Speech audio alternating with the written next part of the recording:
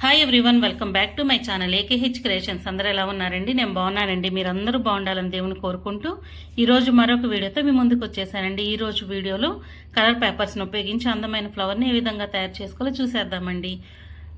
ఆగండి, ఒక చిన్న మాట అండి. మీరు దయచేసి వీడియోని పైకి నెట్టేయొద్దండి, స్కిప్ చేయొద్దండి. దయచేసి వీడియోని అందరూ కంప్లీట్గా చూడండి. కొత్తగా చూసే వాళ్ళైతే నా ఛానల్ని సబ్స్క్రైబ్ చేయండి, బెల్ బటన్ నొక్కండి. దీనివల్ల ఏంటంటే నా వీడియోస్ ఎవ్రీడే అప్డేటెడ్గా మీకు వచ్చేస్తాయండి. లైక్ చేయండి, కామెంట్ చేయండి, షేర్ చేయండి. ఆల్రెడీ సబ్స్క్రైబ్ చేసి నా ఛానల్ని ఫాలో అయ్యే వాళ్ళందరికీ ధన్యవాదాలండి. ఓకే అండి, ఇక వీడియోలోకి వెళ్ళిపోదాము. ఈ ఫ్లవర్స్ని తయారు చేసుకోవాలంటే మనకి ఏమేమి వస్తువులు కావాలో ఇప్పుడు చూసేద్దామండి. దీనికి కావలసిన వస్తువులు నేను కలర్ పేపర్స్ తీసుకున్నాండి. Green, pink colour, light pink, Fevicol gum, కత్తెర, స్కేలు, కంపాసు, పెన్సిల్ తీసుకున్నానండి. ఇక ఈ ఫ్లవర్ని ఏ విధంగా తయారు చేయాలో చూద్దామండి. ఈ ఫ్లవర్ని తయారు చేయాలంటే 10 సెంటీమీటర్స్తో 2 సర్కిల్స్, 9 సెంటీమీటర్స్తో 2 సర్కిల్స్, 8 సెంటీమీటర్స్తో 2 సర్కిల్స్, 7 సెంటీమీటర్స్తో 2 సర్కిల్స్ తీసుకోవాలండి.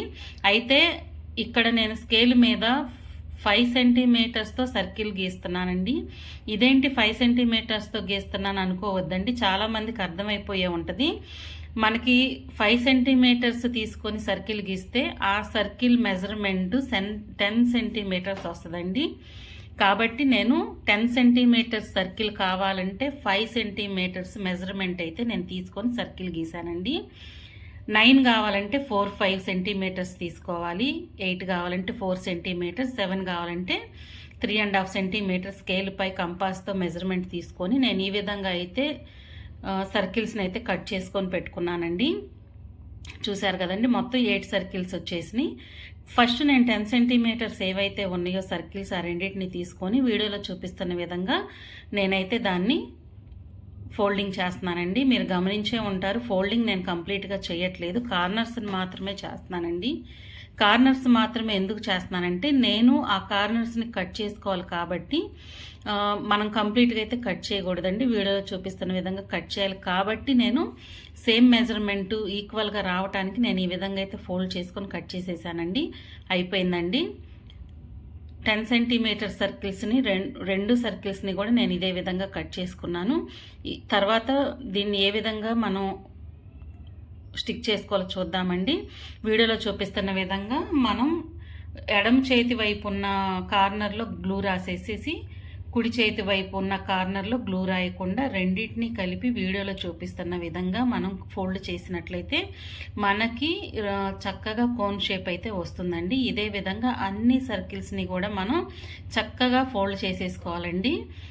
10 సెంటీమీటర్స్ సర్కిల్స్ 2, అలానే 9, 8, 7 సర్కిల్స్ మొత్తం కూడా మనం ఇదే విధంగా ఇదే పద్ధతిలో చక్కగా కోన్ షేప్లో మనం ఫోల్డ్ అయితే చేసేసుకోవాలండి.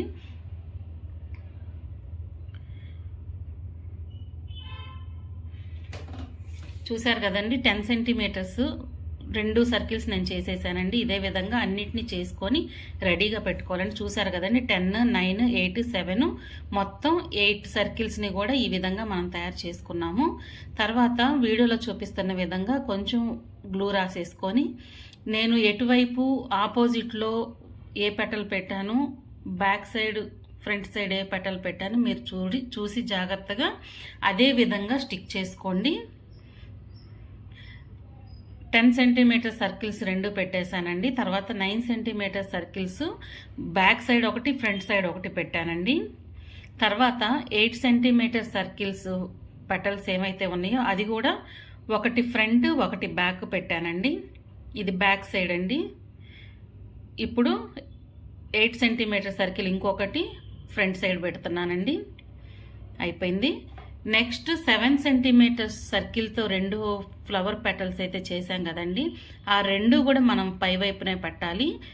అది కాక మనం వీడియోలో చూపిస్తున్న విధంగా 2 పెటల్స్ అయితే కట్ చేసి 3rd పెటల్ని హాఫ్ కట్ చేసేసుకొని ఈ విధంగా అయితే గ్లూ అంటించుకొని మనం అడుగు వైపున కొంచెం కొనలాగా ఉంటుంది కదండి, దాన్ని కొంచెం నొక్కేసేసి కొంచెం ఫ్లాట్గా వచ్చిద్దండి, అక్కడ గ్లూ రాసేసేసి మనం మధ్యలో అయితే అంటించేసుకోవాలండి.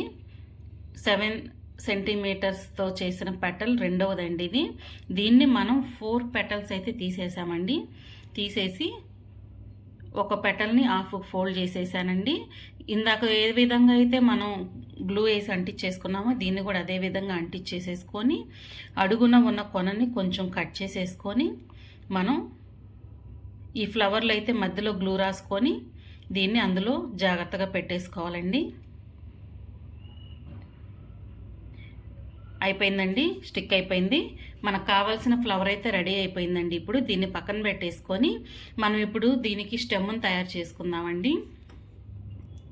స్టెమ్ను తయారు చేసుకుందాం. దీనికి గ్రీన్ కలర్ పేపర్ కావాలండి. దీన్ని హాఫ్ పేపర్ని అయితే నేను A4 షీట్లో హాఫ్ పేపర్ని అయితే తీసుకున్నానండి.